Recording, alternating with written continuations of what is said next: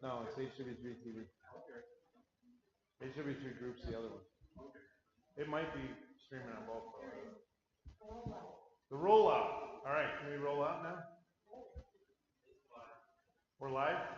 Oh, excellent. So let's start talking. Let's do something. All right.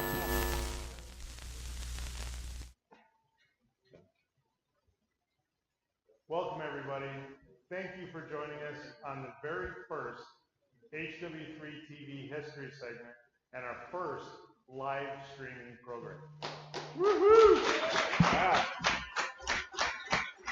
I cannot tell you how excited I am. This not only is this a passion of mine, I think the history segment of hw3 TV is the most important segment because it is the segment that tells us where we're coming from. It is the segment that helps us preserve a very short but rich history. And the history is already starting to become forgotten, so I want to be able to take the opportunity to use this to highlight people that are extremely important to our industry. And I chose Larry not just because he was here.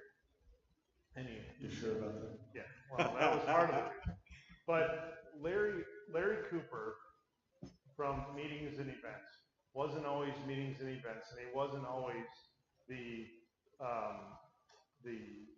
what are you, executive director, the chairman, the head honcho, the guy who organizes. The guy that organizes and has a lot of fun.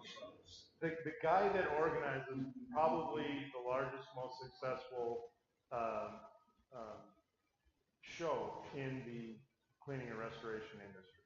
And while that in and of itself is historically significant, what we want to focus on today is the fact that Larry Cooper, for many of you may not know, was the very first standards chair. He was part of the original concept of the IICRC writing standards. He was also the spearhead to bring IICRC and our industry to the American National Standards Institute and get us organized in writing ANSI standards. The historical significance to our industry that has been spearheaded and conceived and influenced by Larry is nothing short of probably the most. He would be one of the four heads on Mount Rushmore. Wow. It's kind of a scary thought. It does, doesn't it? So why don't we get started here? Larry, first of all, take us. You've been in the industry a little while. Yep. You got in the industry very young. Yep.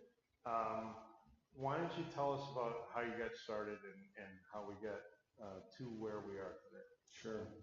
I accidentally got in the industry. I was 15 years old, needed a little job. Started working for a carpet cleaner in Boulder, Colorado.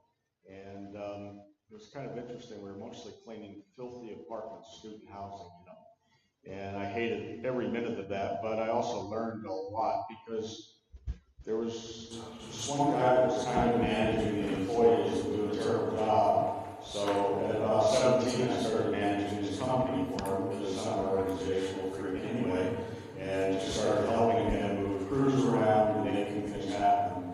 I worked for him for about another year. He was paying me $4 an hour, by the way. It was big in source. And even though I tripled the size of his company, he still paid me $4 an hour to give you a raise. So I left his company and I actually went to a great place. Remember that place with more community in Boulder than the New York Valley? I went to work for a line counter when I was almost 18 years old. They thought I was 22, 23. They never asked me.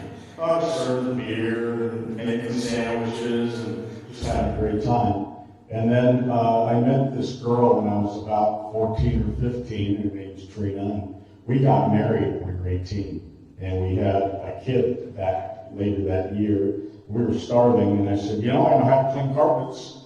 And so I borrowed money and bought this old 67 Dodge van, and I bought a Windsor machine, and started cleaning carpets. I gotta tell you, when I told her that I quit my job to go clean carpets, she was like, what? And then I did 4 jobs that month, so it was really great income, probably $250, you know. I knew how to clean apartments, and that's where I started. And before long, we were cleaning so many apartments, it was kind of crazy. I was going to college, and at my 3rd year, dropped out of college because the business was going crazy. And by 1980, we had bought another company. We were running about 20 people and a lot of trucks on the road. And I met some guys in the industry, especially a guy named Matt Clark, who taught me a lot about business, obviously, and how I was just trading dollars, not making any money in the industry. And I started writing business plans with him. And I figured out he was right. I didn't really ever look at the expense side, especially with Boston, you had a lot of employees. And I learned a lot of things fast about the percentages we needed to hit and the numbers we needed to look at. And we were really going after numbers every month. And the company started to explode. But the best thing that happened was I went to every one of my apartment complexes in Boulder and Denver at that time, and I tripled the price that we were charging them. And guess what happened? I lost 2/3 of the business.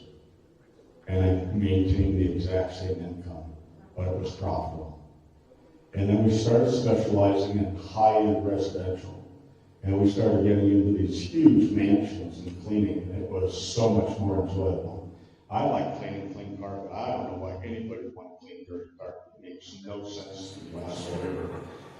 I was on the job in I think it was 79, and the place next door was flooded. Really hadn't experienced that before. And so the manager came over and said, hey, can you do water damage? I'm like, oh, sure, we can do that, no problem. So we walked in the door with standing water. So we extract the water out. Got a truck mounted unit, an old steam feeding, one of the brand new ones at the time. And we extract the water out. We had no clue what to do then. But here's what was happening. Hair jute pad carpet, double jute, and the textures popping off the floor, and it is shrinking faster than I can even think about what to do next. It was just amazing. So it kind of introduced us to, we better go under the spark and see what's happening here. I'd never really done it before. So we pull up the carpet, and we're like, oh God, look at this stuff. And it stunk like you can't believe, right? There have been pests there and all those kind of things. So we tear out the pad, we lay the carpet down. It shrank 14 inches. We're like, oh, we got a little problem here. So we started learning about how to tack carpet down. There were no air movers in the industry. So we used to take gallon bottles. We used to take anything that was sliding under the carpet so we could take the box stand and blow air under it. And then I went to this PCUCA meeting and I met all these guys, and this guy says, you should go get a dehumidifier. So Montgomery Ward had these Emerson dehumidifiers. I was like, I didn't have a clue why I got it. So I put it in the next flood, and all of a sudden the thing's full, and it's just pouring water out. It's amazing.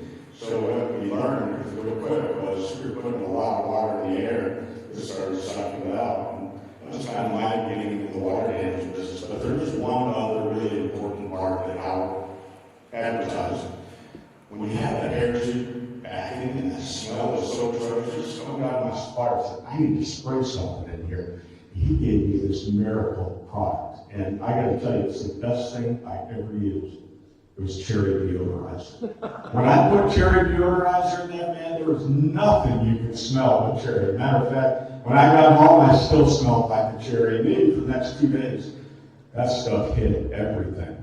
And it was interesting when we finally got introduced to those antimicrobial things and how we used to apply them and why we used to apply them. So that was kind of my introduction to the industry. It was kind of 1984. My wife, Trina, was president of PCUCA. And this guy, Ed York, called from this, what was it, SCRT? Yeah. So I don't know what the name was, something like that. SCT, that's right. And he invited her to a meeting in Oconomowoc, Wisconsin. And so we went to Oconomowoc, Wisconsin. I wasn't on the board. So I just went along and went to see what this was all about. Oconomowoc was a pretty cool place, by the way. I lived on there. And it had this big convention going on, and he was doing all these auctions. And then he had this IICRC meeting. And so we walk into this IICRC meeting, and there's Tom Gibbons there, and some folks from around the country, really nice people. And I met Eric Rottmeister there, met Mike West there, and some of those folks. And we all hit it off, but New York was a little bit of a challenge, of course. And we learned a lot about that. But I'm sitting in the meeting and just watching them, and they're trying to figure out how the associations that are not part of SCT at the time could get involved. And we organized that, and they came together. And at the very end of the meeting, Ed York turns to me, he hadn't talked to me yet, and said, well, you're kind of a worthless bump on the log. What are we going to do with you? Nothing. And he says, you know what, I'm going to anoint you vice president. We need a vice president. I said, really? Okay, I want to be vice president. So we went to a meeting in Dalton, Georgia, and the president and his name was Pat Monroe, and vice president was Lou McGlory, excuse me, not vice president, the head of the certification group was Lou McGlory. And we had a great meeting there, and they nearly turned in their seats for the meeting. Well, Pat and Lou drank premium beer and then put it on Ed's room. So we fired them both. Well, think about this now. I've been there for 4 months. This is my first meeting. Ed fired us all. Guess who vice president is? I became president of IICRC at age 27, and I didn't like it work. He treated me real poorly. When you become one of his instructors and all this stuff, I had to pay him to be an instructor. And I'm like, I don't want to be an instructor, but I'm going to give you a guy. So, nonetheless, I became president of IICUC. Yeah, back then it was called the IICUC. That was 1985, January. Yeah. And so it was a really amazing transition. These guys sitting up here, they joined us on the board and helped incredibly. And I stayed in as president 4 years, and then I stayed in as chairman for another 3 years. And at that time, I took over education and the schools. I took over standards, and it was really an amazing time for the industry, because we didn't really have anything in writing.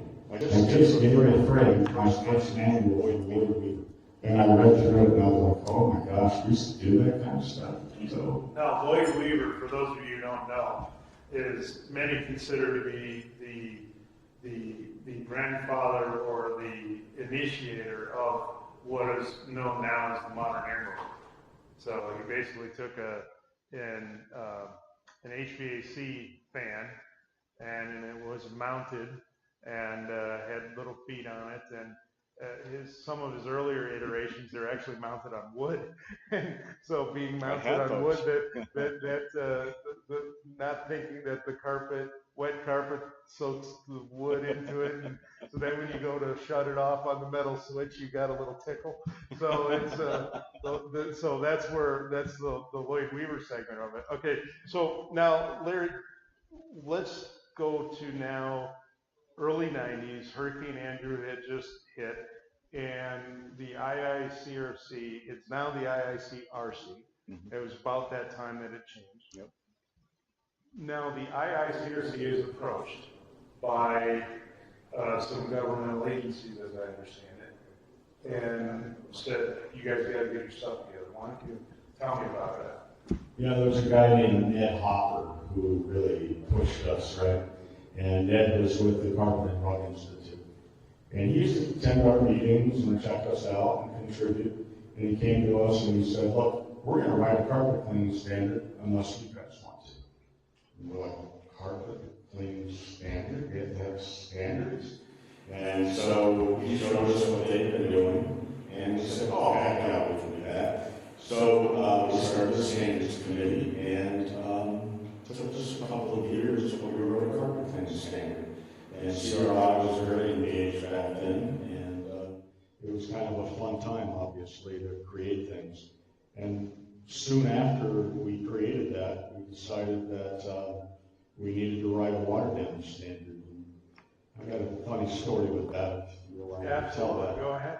So, Dry Ease was an amazing company back then. They had the first roto-molded units. And I'm losing the president's name. Help me. Claude Blackburn. Thank you. So Claude Blackburn called him up and I said, we want to write a water damage standard. What do you think of that? And he said, that's a fantastic idea. We'll be involved. So Trina and I had flown up to Portland, and I drove from Portland out to this place that I have no idea where we were, in the middle of nowhere. And there's a biker bar out there. And I'm like, oh, this is a great place to be. And sitting there waiting for Claude to show up. And he's kind of late. And all of a sudden, this bike Harley, no, it wasn't Harley, it was Goldwing, shows up right next to me. This guy in leathers and this big old mask. And I'm like, oh my God, what's going on here? Claude pulls off his helmet. And I'm like, that's you. Holy crap. Surprised me. He's just the quietest, most gentle guy you'd ever know, and surprised me. Anyway, we went in and we wrote the outline for the S500 on a napkin, and I still have the napkin, by the way. And we just wrote an outline of the things that should be included and came up with the progression of how it should lay out. And then we brought it back to the ICRC meeting and presented it, put it on PowerPoint, and they accepted it. And so the standing committee took the S500, and wow, what a battle that was. All right, so now we're up into the early 90s, 92, 93, 94. 94, Because yeah. the first one was in 94. Yep. The first edition. Why don't you tell us what it was like to get that first one across the finish line and how the industry reacted to it? So we had a lot of meetings, and these guys can tell you about some of those meetings. There were factions involved that were amazing, and it became a management job of how do you get this faction to work with this faction. They can't sit at the same table together, and it was really fascinating to watch it. But there's a lot of money involved for chemical companies, and machine companies, all the equipment and tools. So it was pretty fascinating to watch that. We tried really hard to make sure that the standards kept the integrity of the industry, which to me means that the manufacturers weren't running. They weren't trying to impose their equipment into the standard. And so we really helped that. No, it's working fine. Does it work? Yeah, it's working fine. Okay. And so we held that really tightly. And we wrote the standard, we got it approved by the ICRC Board of Directors, we printed it. And I received this letter maybe 2 weeks afterwards. And it was from what's known now as RIA. And so it was signed by everybody that was a CR at the time, maybe 60 of them, and Martin King. Just tearing me apart about what an idiot I was for setting standards for an industry, how terrible it was going to be for the industry, and we should never try to set a standard of care for the industry. And so I sort of asked, thanks. I didn't say anything, really, there was nothing to comment on. But what happened next was standard sales just exploded. People were interested. You know, when you're out on a job and you don't really have any direction and there's no actual standard of care of what the industry thinks, it's pretty challenging. And so what started happening was people started following it. And I have to tell you something now. We made up most of it. There's no science at all to go to look at. This is in the 90s, early 90s. And so we got labeled with MUS. I'm not going to say the S word, but made up. Stop. Yeah. And so we did. And then what we did was we started breaking down chapter by chapter and asking people to challenge. Go test it. Go tell us what's a better method. How should we be doing it? Where's the science behind it? Go research somewhere else. Find those areas. And we had a lot of people that were challenging us, and that was great. And sometimes it was pretty challenging, obviously, but soon after we started working on the revision immediately. And that next revision took years, 4 years, I think so. And nonetheless, it was leaps and bounds better than the first edition. And the science started coming out. And all of a sudden, researchers and people from EPA were interested. And we started getting real solid comments about what we ought to be looking at and building science and things like microbial issues. And all of a sudden, Gene Cole was involved. Dr. Eugene Cole worked with the EPA, and then he became a professor at BYU. He had certain steps in there. And he started teaching us things that were amazing. And then we were really fortunate to have Jim Holland here, who he would read things and read manuals from the government and all the other agencies and all the other IEPs out there. He didn't forget a word. This guy was amazing, the master. And we would insert into the document real regulations on ground. That's how we came up with those shallows. And so the next step was amazing. Barry Costa helped us organize things like we'd never done before, which was to get separate committees, separate people in each one of those areas that were experts, and bring them to the table. And that was just an amazing time to bring people together. So Larry, you were the chair from of the first edition. And the second. And the second. Yeah. You were the chair of the second edition as well. And then immediately after the second edition was published, there was discussion to go into the rewrite, because by then I had actually been put on the committee. Yeah, young kids showed up. Well, I opened up my mouth and said, "What about content?" He said, "Congratulations, you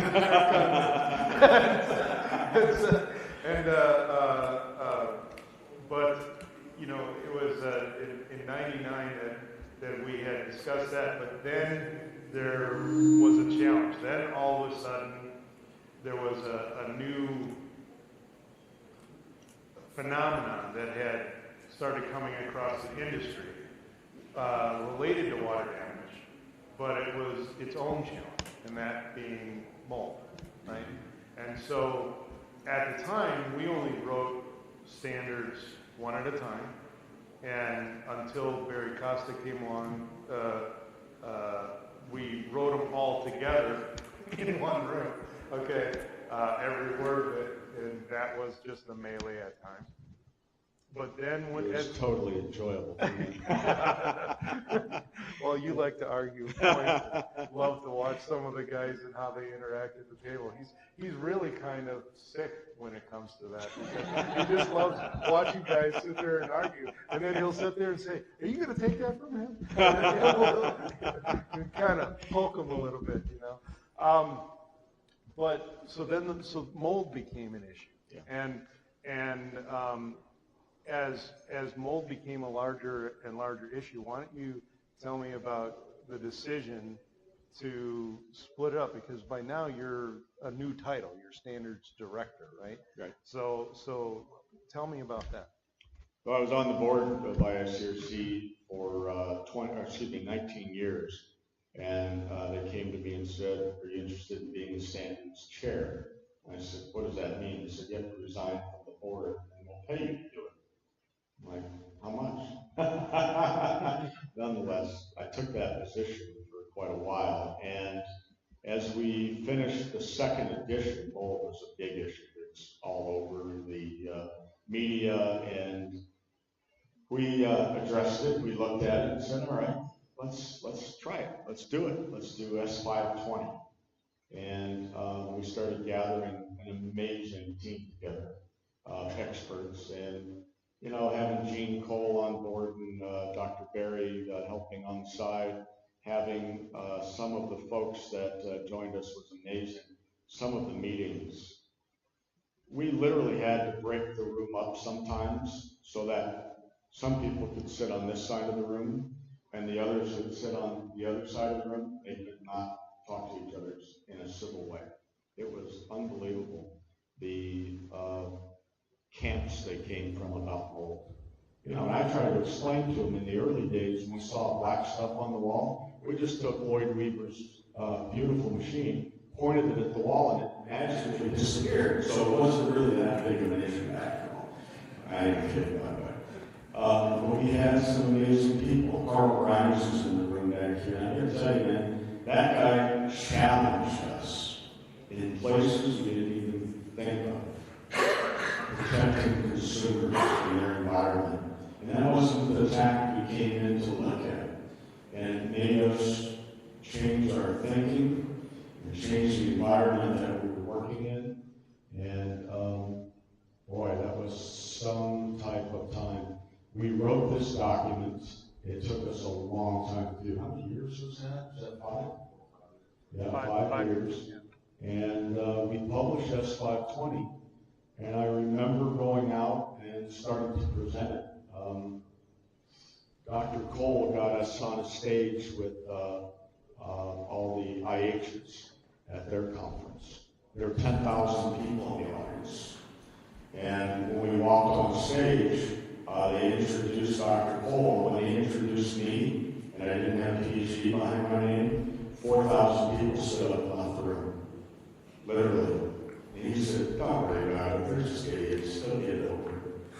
And we presented this document there, and it was very interesting because we came into some new concepts that especially indoor environmental folks were concerned about. And it was interesting times, but over time, it became a very accepted document.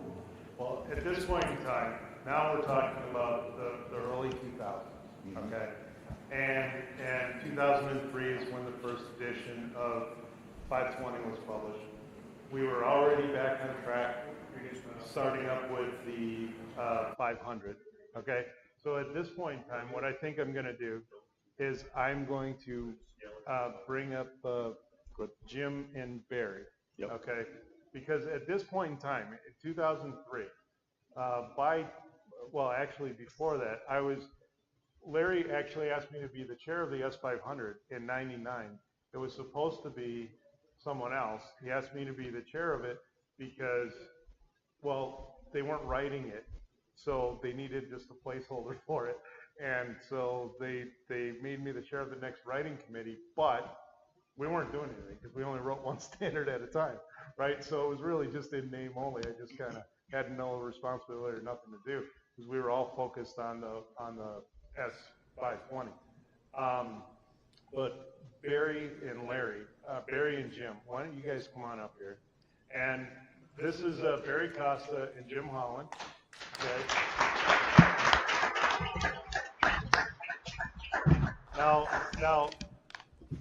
the four of us are the only 4 people to have held the position of standards chair. And Jim and Barry both, by this time in history, by 2003, both had very, very influential roles in the industry and in the organization as far as how our standards were being written, but from different vantage points.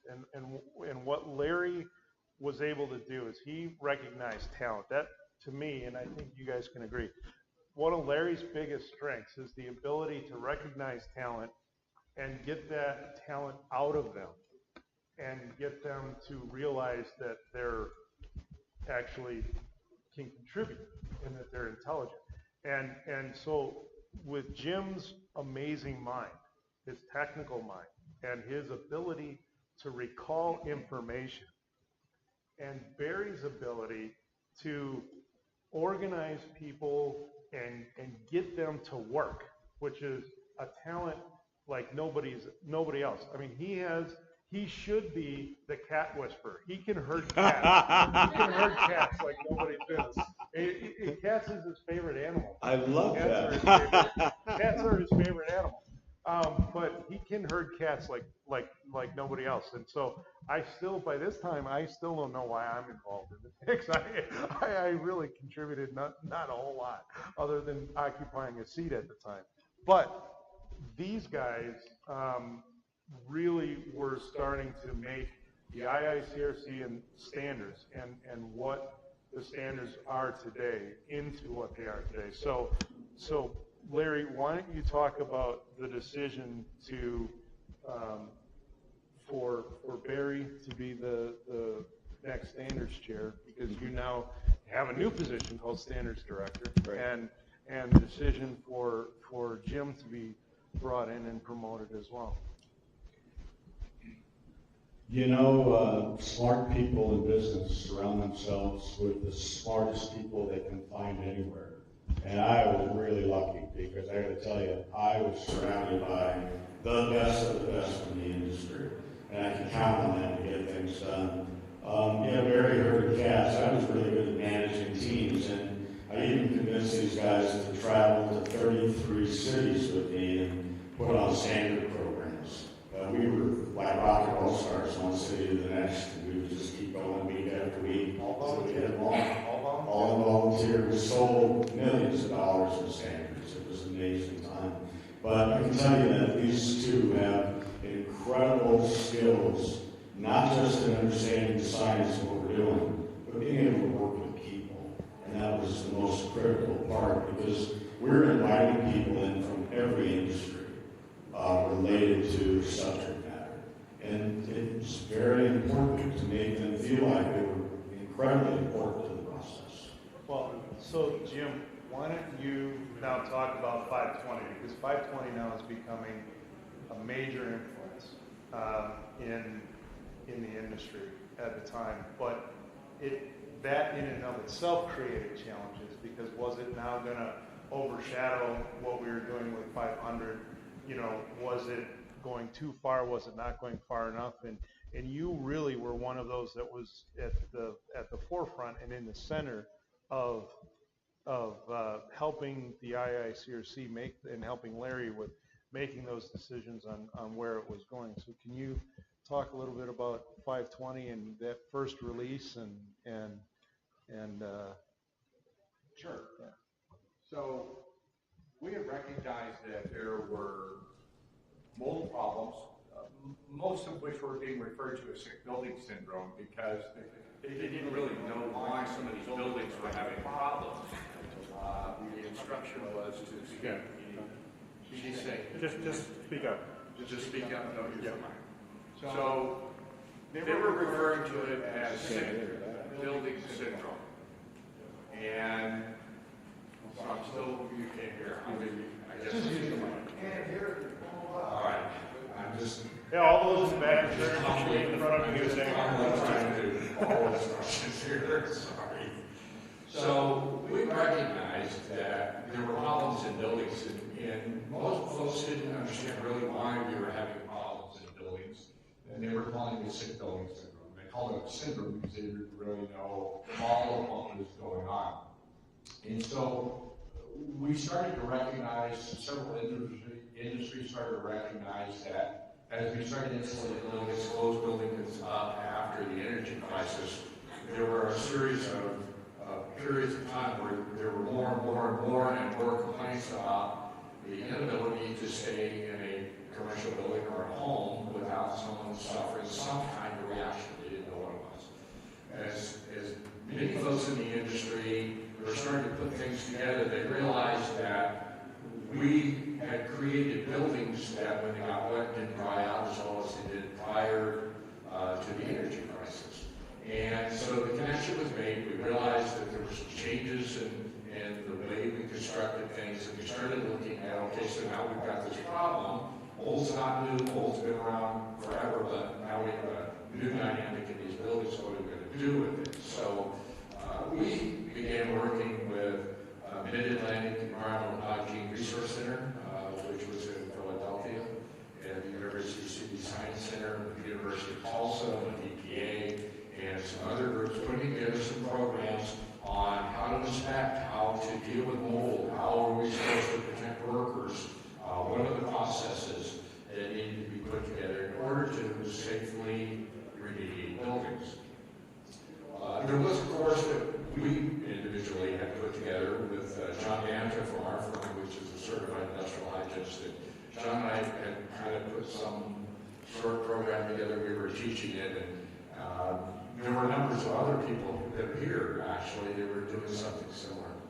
And we finally went to IICRC. Dr. Cole and I had been working together on some of this, and we got to IICRC and said, well, let's put together an industry standard for mold remediation. We already got to hw3 instead of the CMR program, and we needed the standard. And so in Denver, I think it was, we actually had that meeting in Denver where it was proposed and approved to start putting together the S520. And so that's how it came about. As far as there being a necessity, we've seen the need as an organization and how the industry started putting together the standard at that time. So now we have 2 restoration standards out there. We have the S100, and actually along the way we had written another standard, the upholstery cleaning standard. But there was also another reference guide that was a reference guide only. Yep. And it's kind of the forgotten document in our industry, but really had a lot of historical significance. And I know Barry had a lot of involvement in that, and that was the R800, the carpet inspection standard, because our industry, from a standards perspective, everybody is familiar with the restoration standards, but understand that we started with cleaning standards and inspection standards for floor cover. And Barry was really instrumental in those standards. Barry, why don't you tell me a little bit about R800 and the evolution of that? Okay, well, that's really interesting. In fact, before I get to 800, 520, Jim, and Larry, do you remember in that meeting, the deal was for ICRC was that, okay, we will write a mold remediation standard, but the deal was another organization was going to write a standard also for the the inspectors, state agency. And we had a commitment from the organization that if we write this standard, they will write that standard. Thus, we went to the board and we got approved to do it. Well, we wrote our standard, but they didn't write theirs. So we had a definition of what a normal company culture was, which was a dangling parcel, because nobody created the definition of, well, how do you assume, how do you identify what a normal fungal ecology is? And that's a little bit of history since this is the purpose. That's a good point. I forgot about that. I did too. In fact, the word was must. It was a shell. Yeah, back then it was almost We remember that was the Boulder meeting where we came up with that terminology with Bob Cooper. Yeah, exactly right. Exactly right. So, but R800, it's very interesting because we're juggling now all these various standards that when we wrote them, we had to make sure that they wouldn't conflict with each other as you work with this new group. And Larry and I always played good cop, bad cop extremely well. We were a great team. Larry always liked the position of bad cop, and I always loved being in the position He was of good really cop. good at it. He's very good. What do you mean you didn't do your work? And with that, I want him fired. with that teamwork, we were able to gather the herd cats and get the best out of everyone. And sometimes it was a lot of emotion and anger behind it as well, with people so passionate in their positions. But R800, we needed to come up with a standard for inspecting textile floors as well. And thus, that came to play as well with the R800. Ray Morgan. Ray Morgan. Oh, Ray Morgan, yeah. Ray Morgan, who loves snakes, by the way. Ray wrote he was the main writer of that reference guide. And Ray was one very brilliant, organized, systematic person that give him room, give him space, and he will create a beautiful document.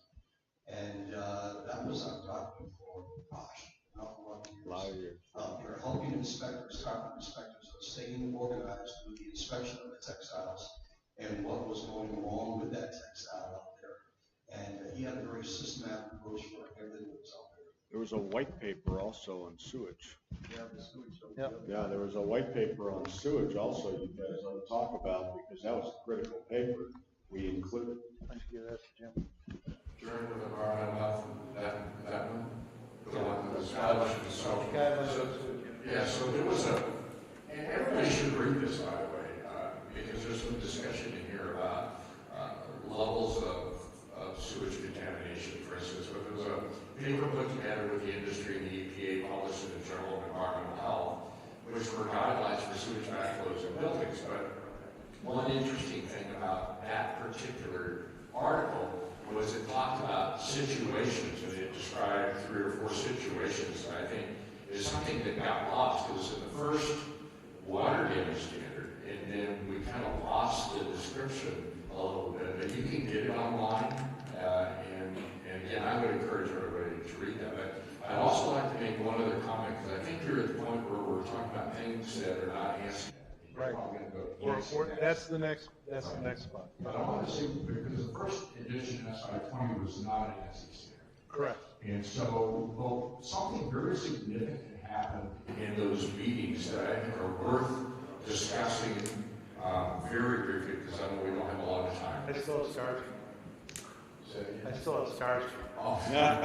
So, we started looking at some of the precursor discussions on how to write a standard. What kind of standard are we going to write? There was a discussion on, do we write a standard of care? Do we write a state of the art? Do we write a state of the practice? And that's a discussion that's worth having, because really, if we wrote a state of the art standard, it would mean that it was absolutely the best perfect way to do something, which is always changing. It would be too expensive, not necessarily practical, and at the same time, we didn't want to write a standard that was state of the practice, because within the state of the practice, there were a lot of people doing a lot of things that weren't standardized, weren't proven, weren't vetted. So we didn't want to just simply write something about what everybody was doing, and we didn't want to write the state of the art. So the discussion, which went on for months, was to write a standard of care, which the wording when we define standard of care, which I always challenge the committees to change this wording. The standard of care really means that when you consider the shallow's and shoulds in the standards, is the minimal acceptable practices that restorers are required to perform. And we need a definition like that. It's not state of the art. It's not a reflection of the practice that's going on in the industry. The industry has said this is the minimal acceptable practice, which gives you a place to work from that we never had defined well in the previous standards. But there's some history about how some of those things came about and what they meant that has to be preserved for those that are following, because I mean, I'm getting old. They said they're not getting old. I'm getting old. And some of us are not getting old. Some of those things need to be preserved as the basis for why we do certain things that we're doing. So thanks for letting me add that. All right, so now we're at the point, we're in the mid-2000s, okay? 2004, to be precise, is, I went back and looked it up. 2004 is when Larry Cooper came to the IICRC Board of Directors and said, with the help of Jim and Barry, and said, we need to start writing our standards in a standardized fashion that is generally acceptable to not only in industry, but also to governmental regulation or governmental authorities, can be considered as acceptable in court to defend materially interested parties as what is acceptable in the industry. And so the decision was made. There's several organizations that do that accredit organizations to write standards. But Larry he was insistent the entire time that there was only one that was going to work for the IICRC, and that was the American National Standards Institute, which is ANSI. And there were because I was on the board at the time, I know Jim was on the board at the time, there were a lot of discussions on whether we wanted to put our standards through that kind of brain damage, because the auditing, the critique of our process of writing standards was at a whole different level than what we had been doing up until that point. And how we did things and how we were going to write standards was a completely different thing. So Larry, why don't you take us to those meetings and the approval of the IICRC as an ANSI accredited body? The difficult thing was that to become an ANSI accredited organization, and it's still true today, I don't think it's happening with IICRC standards, is that you need to open up any of the rewrites or the original rights to the entire industry so that there's balance, that every industry is represented, and that there's not dominance by a couple of individuals. And that's a challenge, obviously, because it's very hard to get consensus. And we learned, wow, it was something else. Consensus isn't a simple majority either, so what is consensus? Well, consensus could be 100%, but what we came up with was these voting cards 1 through 5. Remember those things? Oh, yeah. We came up with these voting cards, and so if anybody voted with something lower than like a 3, we stopped the meeting immediately. And they had the floor to explain to us what their concerns were or their opinion. And we listened carefully, and we let them explain their opinion and any science or documentation, and then the group would vote to accept it or not accept it. And then at lunch, we would hide Jim's 1, 2, and 3 cards. We would hide them. We'd put them in some other room somewhere and not let them talk. I didn't do that. Nonetheless, we learned a lot. We learned about science, and we learned about what other people think and where they came from. What was bad was we had an ace in the hole. We had this guy named Mark Hansen, who was the IICRC attorney. This man was so brilliant, and he really helped lead us through this whole ANSI process. And at one point in time, when we applied for ANSI status, they said, well, nobody in your organization is certified in ANSI. So I got to go back to New York and sit through class for 4 days and get certified on how to write ANSI standards. Really exciting times. Nonetheless, went through that, and we came back and we implemented the process, and we were running, and it was something else. It was all new to us, and these 2 guys working with them was just amazing, because they thought it was a great process, and they wanted to implement it and make it happen.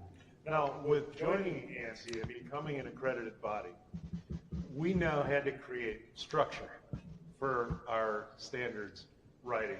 And so we now had to have a standards committee chair, because the IICRC no longer could have direct influence over the standards. The board of directors no longer had direct influence on our standards. So we had a standards chair, and then we had a standards vice chair, and then we had consensus body chair. So we had to reorganize and change the way we do things. And the very first standards chair under this new organization was Barry Costa, and I don't think that Larry could have convinced the board to choose a better person for that, because he was a guy that could reach out into other industries, could generate interest of people to come in to work with the IICRC in writing those standards, and Larry's vision now is really starting to take shape for what this standards writing was supposed to, what it was supposed to look like. And I have to tell you, why don't we start now with Larry? Why don't you talk about the selection of Barry as standards chair, and I think I was the vice chair, right? Yeah. And there wasn't really a selection. This guy was so engaged and really understood the process, and everybody loved working with him. But I don't just like Jim either, because we were doing S500, 520. He was reaching in all the other industries we needed to be a part of it to make sure we had balance. And that was such a critical part of what we were doing. So now we're starting to run a little bit short on time, but now we're to the point where we actually decided to do something that we never even dreamed possible, and that's write more than one standard at a time, right? So now we decided to put S500 back into revision as an ANSI accredited standard, but what the heck, let's put 520 through as well at the same time, right? And so the brain damage surrounding all of that, putting those two through, and then Barry decides, well, that's not enough balls in the air, so why don't we put 100 through right away and get that thing started? So Larry, why don't you talk a little bit about, the whole management system of that and bringing two standards now across at the same time? Well, we were managing, I think the number was 187 volunteers, which was amazing. And so it was really more than full time for all of us that were engaged. There was meetings every day. I talked to these guys every day of the week, Saturday, Sunday, it didn't matter. There was so much activity. And so we became best friends whether we liked each other or not, because we were on the phone every single day. We had all these DuVox things, and we had, all these phone systems to communicate in. It was an amazing time. It was an amazing process. And we were crazy. We loved it so much. We were so passionate about it. We just kept going for it. And the more the people said you can't do it, we did it. That's really it. Yeah, I think the challenge, I think Jim hit it on the head there, was we have a consensus-based thinking. So when you work with people that want a state-of-the-art, you work with people that want, well, this is what we do out there, you have to work with everybody to reach that consensus-based standard that we could all agree to. But working with all those groups there, it was interesting. With S500, we put Howie as the chair, and anyone knew any history of the ICOC and the RIA. When it was ASCR at one point, ASCR and SCT, or SCR, were the two big organizations, and there was a little bit of friction, and one pulled out like this. Well, this is an industry-wide standard, so we made Howie chair, and we made Rossi Amarante, who was the chair of ASCR at the time, he was the vice chair. And people said, that's crazy. No, it isn't. It's an industry standard. And S520, the chair was Mr. Bob Baker, who was a chemical formulator out of Florida. Now, he has a vested interest that the mold standard would lean towards the application of chemicals. Well, this is an integrated integrity. At the time, we looked and said, no, the state of the art is physical removal of the mold, not applying a product on it, but physically remove that mold. And it was always a pleasure to work with these people of integrity, because we always found the people that always kept their eye on the target. And we sometimes had to remind people, keep your eye on the target, and work through all the problems. They're not insurmountable. Let's work through those consensus. You're right. So we get into we're writing down a couple of standards, and now Barry gets gets us all back on track as far as getting ANSI standards written.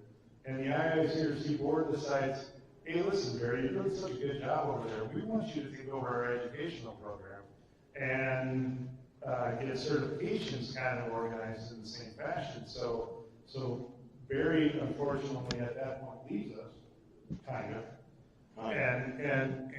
And now we're left with a quandary of who are we going to bring in to be the next standards chair? Yeah, that was an interesting transition time. I mean, God, Barry and I lived together through the phone. It was unbelievable. But bringing Jim Holland in as chair was not really a difficult decision. Obviously, there's politics out there, but for somebody that knew the organization, knew the process, and understood the technical aspects of it, Jim was the man. There's no question about it. I don't know what I'm supposed to say. So saying sorry. Maybe I'm supposed to say that. Actually, Jim, Larry should be apologizing to the industry. No, I'm just no, seriously, what Jim brought, what Barry brought to the organization in terms of organization, as far as standards is concerned. The next step was to elevate the technical competence of the standards, and that's what really made Jim the perfect. At that point in time, we were at a point where we needed to start challenging everything in the standard. We needed to look at it and say, where did this come from? How did we get to this point? Is that the best practice? And so that's when we really started pounding on him. This guy was amazing. The resources that he brought us and the people who were experts in different areas, it was just phenomenal. We learned a tremendous amount. We didn't always get it right. There's no question about it. I don't know that it's still always right, but we did the best job that a bunch of volunteers could do in representing our industry, set a standard that not only can the industry be proud of, but that protected people in their environment, in their homes or commercial buildings, with the best capabilities and equipment and knowledge we had at the time. So, to wrap this up, because we're pretty much out of time, maybe even a little bit over time. At that point, too, we had to focus on what was who were we writing the standard for? Were we writing it for consumers? Were we writing it for the restorers and cleaners that were out there? And many were asking, were we writing this for insurers? Insurers were asking us to standardize their practices too, because it made it very difficult for their actuaries and for their auditors to, in an unstandardized industry, they don't like fuzzy lines. They like things being nice and neat and clean.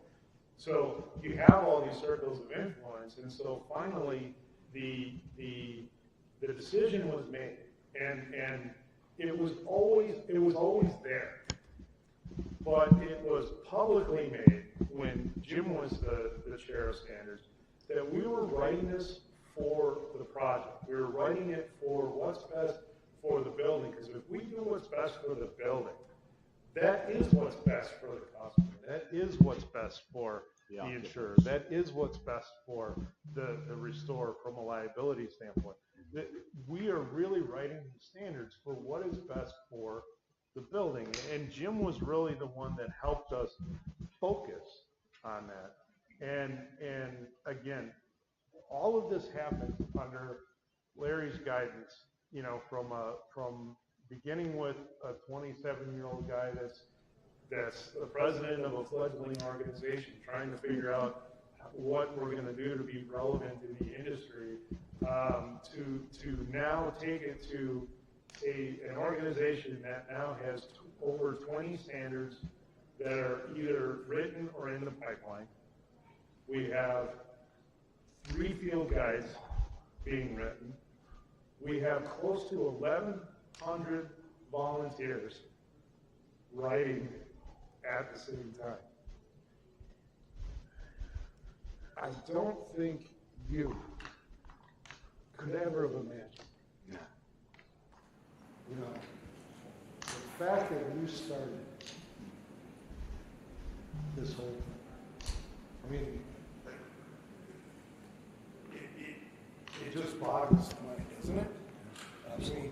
So, I think the best way to wrap this up is to say, Larry, thank you.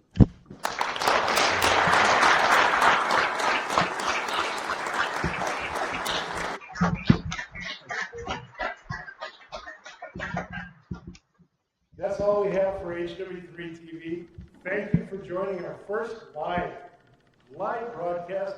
We hope to be able to do more in the future. I hope you enjoyed the history. I hope you enjoyed, just, if nothing else, the entertainment value of 4 old fat guys in a chair. Just enjoy the rest of the show. Enjoy the rest of your time, and I'll see you guys soon.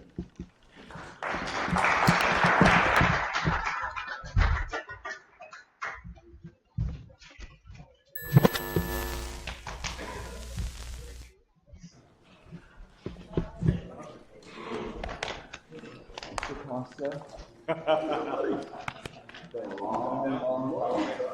right, for those of you guys who are leaving, just letting you know, in 1 hour, in the hw3 room, we're going to be continuing the discussion with just Barry and Larry in the studio during our first broadcast. So, Barry and Jim, I'm sorry, was first Barry.